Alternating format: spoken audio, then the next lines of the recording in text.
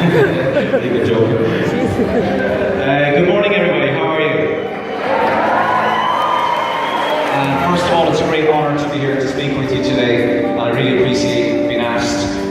Before I forget, I want to thank you, the people of Waterford, for supporting me last summer to raise nearly €100,000 and to have Pieta House open in the city. And I'm sure there are many people here who walked or who came to the plaza, and thank you for that. My name is Enda. Well, it was Enda. I'm in shoe shops, bookies, McDonald's, and I'm sure some of you will walk up to me in the weeks ahead and say, "Hi, are you the washing machine man?" And I suppose you could be known as worse things. Why a washing machine? Well, I suppose the thing is, the reason I carried a washing machine was to raise funds for Pieta House, who provide help for people who are self-harming or feeling suicidal, and they're opening in Waterford City this June. But the reason we carried a washing machine is we wanted to get media attention and we wanted to get money. But there was a more serious reason I carried a washing machine. The reason I carried a washing machine was because it's a really obvious, ridiculous, stupid load, I think most people would agree, to carry from Belfast all the way to Waterford. But you see, the thing is, sitting right beside you right now, one of your friends, or one of your families, or one of your teachers, someone on the cycle with you, they could be carrying a load that's far, far more significant, far difficult, more difficult to carry than a silly washing machine. And I suppose when things got difficult on my walk, one of the things I had to learn was I had to share the load with my friends. And as tough as I am, and as heavy as I am, and as hard as I trained, I did reach a point on that walk where I needed help, and I had to ask for help. And I found it a really hard thing to do. I was so shocked though with the help I got. I was so shocked at how good I felt when I got the help. And I was so shocked at how many people were out there and wanted to help and wanted to care about me. We left Waterford on the 8th of June. I'm going to tell you it was a crazy adventure. The cyclists with the sore bums that I spoke to this morning, hello, over there. I can asphyxiate your fatigue right now. On day one, I went into hypoglycemic shock and I had a seizure. I hit the floor. I came out of the shower and I went to put my shorts on. I had 2 holes for my legs to go into the shorts. I had 2 legs and I still couldn't figure it out. My brain was fried. On day 2, I lost my toenails. On day 3, I lost the fat at the front of my feet. Then my heels came off. Then I broke both my feet, and then it got really hard. If you ever want to find proof that God has a sense of humour, this is it. I was in a shopping centre outside Dundalk. I was feeling really miserable. I pulled up to the shopping centre and it was called The Long Walk. Now we went into The Long Walk, and I'm ashamed of this, and teachers will never stand in this gym again. I'm certain on a washing machine and tell you about The Long Walk. How can I put this? There's no nice way of saying it. I lost control of my bladder and my bowel in the shopping centre, in the delicatessen. But the good news was, like many of our lycra-clad warriors here today, everything was contained and we managed to recover the situation.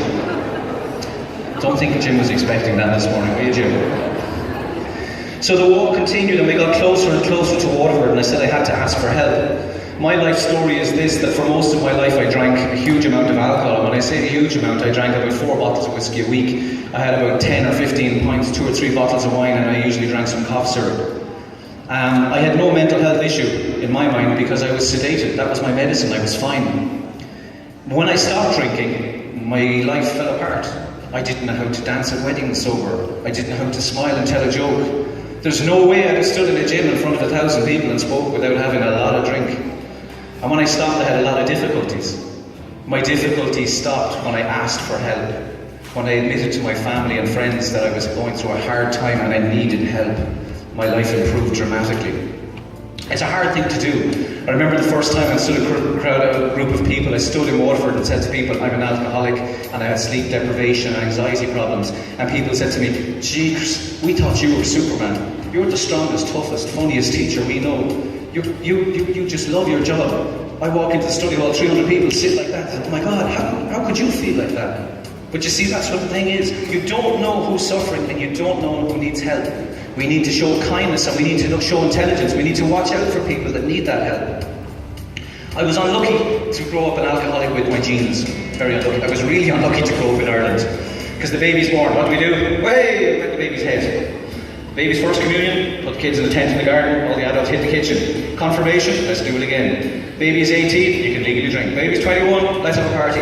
Baby wins the county final, we'll drown our sorrows. Baby loses the county final, we'll have a few points. And I got trapped in that merry-go-round of more and more alcohol. Things that keep me happy now are families, friends, sleep, I exercise a lot because it makes me feel better. I talk about my problems, I don't bottle them up. There was a student in my class a couple of years ago, an amazing guy, and as I was writing on the board, I turned around and I noticed he was moving his lips. And I said to him, what are you doing? And he was a Muslim student, and I said, are you praying? I thought it was like Ramadan, and I said, do you need to leave my room to pray? And he said, no. He said, I'm repeating what's on the board so I can memorize it. I take it down, I highlight it, and I repeat it so I can learn it off by heart. And I went, wow. I said, why do you work so hard? And he said something to me no one in this room has ever said before. He said, I love the Leaving Cert. So being a nice teacher, I explained to him that if he wanted to survive coming from Kosovo to Ireland, he needed never to say this in public again.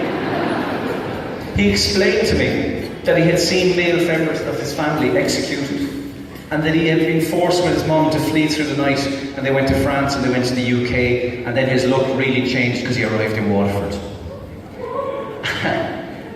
And I said, why do you work so hard? He said, I love this Leaving Cert because this Leaving Cert gives me opportunities and choices in life. I can do anything I like with my life. He didn't see it as difficult. He didn't see it as something horrible. He saw it as something that was an opportunity.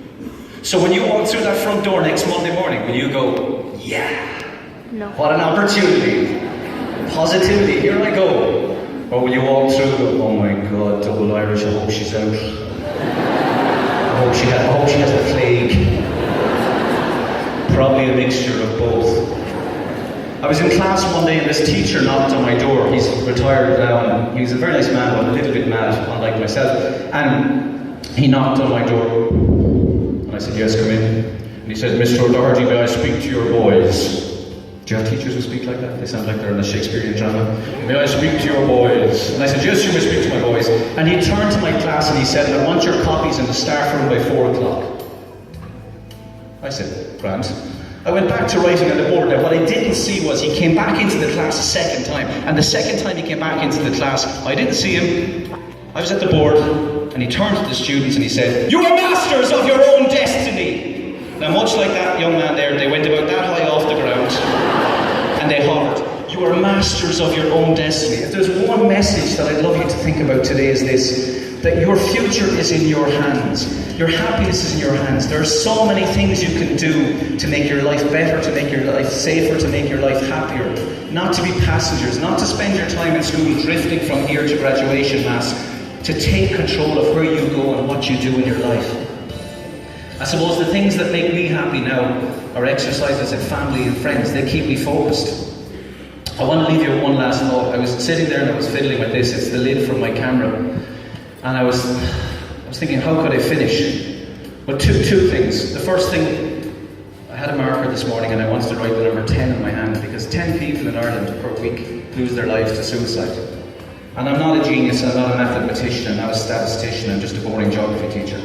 But I do know that's wrong, and I do know our politicians need to wake up and listen to that number. And I do know good people like the people in this room, and people like Jim Breen, can make a huge difference to fighting that number. My final thing is, in my pocket was the cover for my camera lens. I hope that lovely lady who has my camera's out there somewhere.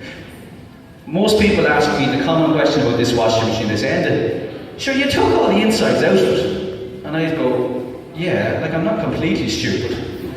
And then they say, how heavy is the washing machine? And I say, well, the washing machine weighs about 45 kilos, and if you want to come up later and pick it up, you can, there's no problem. And most people who pick it up go, gosh, that's not that bad at all. Just a man going around Waterford thinking he's some sort of hero. You know, it's a scam, sure, it's only a big box. See, the problem with that washing machine is if you put that in your bag for 10 hours and walk for 8 days, and come back and tell me it's not heavy, I think you'll probably change your mind. And there is no one in the room who would say that camera cap is heavy. But if you extend that out and you hold that load for a long, long time, I guarantee you that's going to kill your arm, your hand will fall off, you will feel pain like you never felt before, and it's only a couple of grams. So this is the thing, if you have a problem, if you have a difficulty in your life, you got to think about it like the camera lens. If you hold that problem and you don't ask for help or you don't discuss it, that's going to become bigger and bigger and bigger and heavier. And that's one lesson I learned in life. And I hope that you can hear that loud and clear this morning. Thank you so much.